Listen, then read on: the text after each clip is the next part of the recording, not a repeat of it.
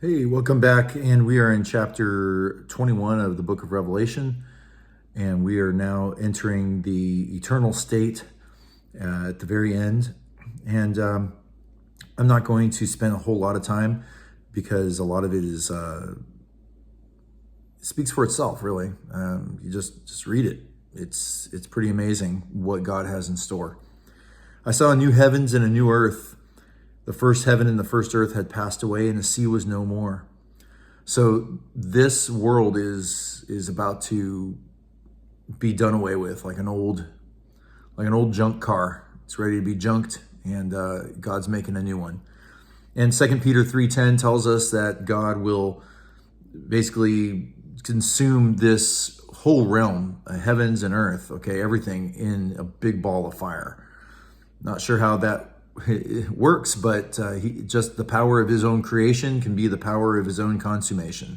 He's going to just devour it all and recreate a new one. Now, is it the fire going to refine everything and make it new? That was like Tim Keller's view. That could be. I'm not sure. But whatever, it's going to be a brand new heaven, new earth, no sea. The sea has always been symbolic for turmoil and trouble. I'm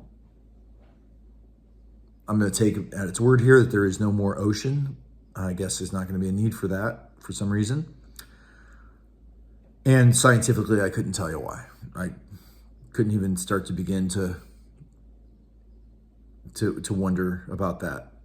This new reality will be so far removed from what we now know. And I saw the holy city, New Jerusalem, coming down out of heaven from God, prepared as a bride adorned for her husband. And I heard a loud voice from the throne saying, "Behold, the dwelling place of God is with man. He will dwell with them, and they will be his people, and God himself will be with them as their God." This is how it was always meant to be. God was meant to dwell with his people and be in fellowship with them. And it's been 6,000 years of sin, at this point 7,000 years of there's this separation, there's this controversy, this difficulty, this problem that we have with God because of our sin, and that it's separated us and it's caused all kinds of mayhem, but it's also created this means by which we go back to God, starting with the chosen people of Israel, the temple sacrifice system, and then Christ's sacrifice, and then the church, and then coming to Christ by faith, which of course you had to come to him by faith in the Old Testament with the Old Testament sacrifices. But I'm just saying, there's this process to get us back to God that he initiates, that he carries out, that he brings us to himself, he completes it, and he wipes away every tear from their eyes. And death shall be no more, neither shall there be mourning or crying or pain anymore. The former things have passed away. We have no idea what is waiting. The heaviness of this life is just so pervasive. It's just so burdensome in every aspect. Our health, geopolitics, local politics, just the stuff breaking down, my car getting hit yesterday by somebody, never having enough money to, just try to get by. I mean, all of that will be gone. No more death, no more mourning, no more disappointments, no more finding out that somebody you loved betrayed you or sinned in an egregious way and destroyed their family. None of that. It's all gone. And he who was seated on the throne said, this is Jesus, "Behold, I am making all things new. Write this down, it is trustworthy and true. It is done. I am the Alpha and Omega, the beginning and the end. And to the thirsty, I give springs of water without payment."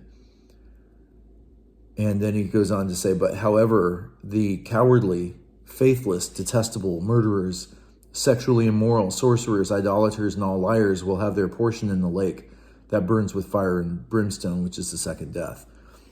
So again, that's one more mention of that is the fate of everybody who rejects Christ and is characterized by that kind of life. Verse 9, then came one of the seven angels who had the seven bowls full of the last seven plagues, and he spoke to me, saying, come, I will show you the bride, the wife of the Lamb. And he carried me in the Spirit to a great high mountain and showed me the holy city Jerusalem coming down out of heaven from God. Now, the city, when we think of cities, we think of the infrastructure, and we're going to get information about the infrastructure here, but a city is a collective of people. So the bride here is not necessarily the building materials of gold and all the precious things that created the city. It's the people living in the city. We are the bride, the people of God. But it had great glory, it had 12 gates. I'm not going to go through all the information on here. I actually did a whole video on the New Jerusalem, and I'll put a link in the description. And that, I don't know if the New Jerusalem is a cube shape or a pyramid shape, but I kind of tease the idea that it might be a pyramid, but it could be a cube. I don't know. But it's about 1,400 miles in each direction. 1,400 miles in every direction.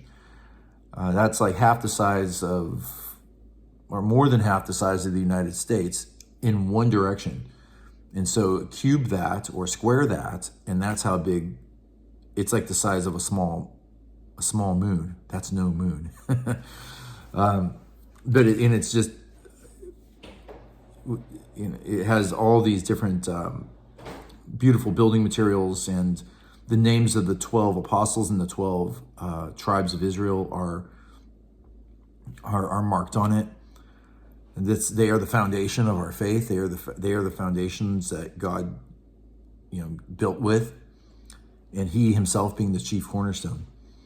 And I saw no temple in the city. Now this is important here. I saw no temple in the city, for the temple is the Lord God, the Almighty, and the Lamb. And the city had no need of sun or moon to shine on it, for the glory of God gives its light, and its lamp is the Lamb. And its light will be the night.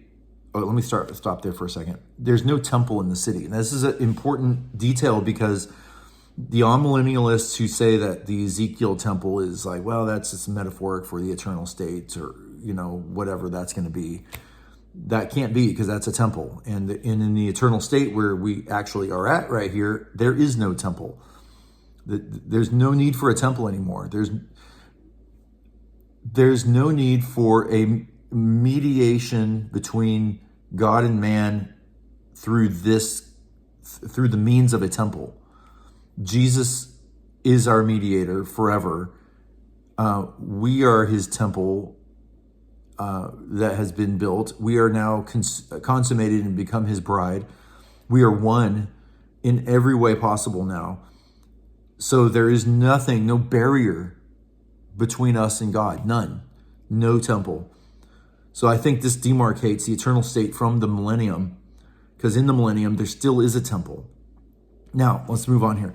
But the light of the nations will walk, and the kings of the earth will bring their glory into it. And the gates will never be shut by day, and there shall be no night there.